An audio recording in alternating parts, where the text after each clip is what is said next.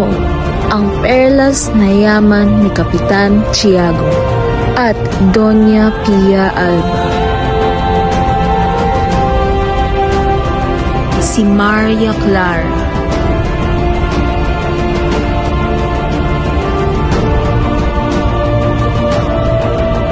Mahinhin, lasing tahimik ng lawa. Pinakamagandang bituin at mutya ng San Diego. Isang mayumi at marilag na dalagang labis na umiibig kay Crisostomo Ibarra.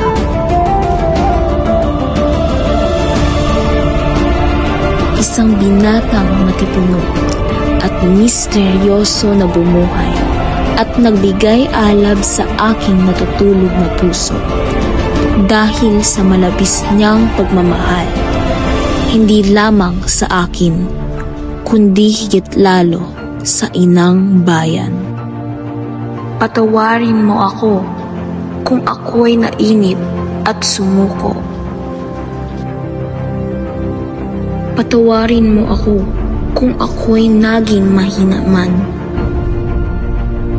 Patawad sa hindi paglaban.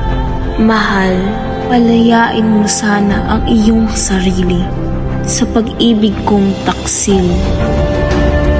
Winasak ang lahat ng ito ni Padre Damaso. Si Padre Damaso na itinuri kong pangalawa kong ama, ngunit nagkamali ako.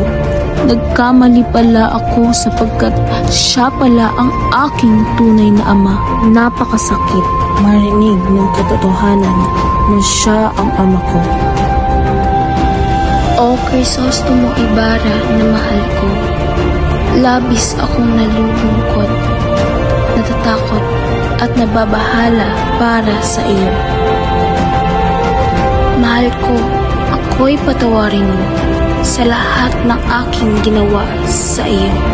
Sing sakit ng paglayo niya sa aking sinta na sa Ibarra, at pagpilit sa akin na makasal kay Alfonso. Padre Damaso, Alfonso at Ibarra, sino sa kanila ang naging totoo at nagpakatotoo? Ako ngayon gulong-gulo at upos na upos, na tila baga isang kandila na nauupos.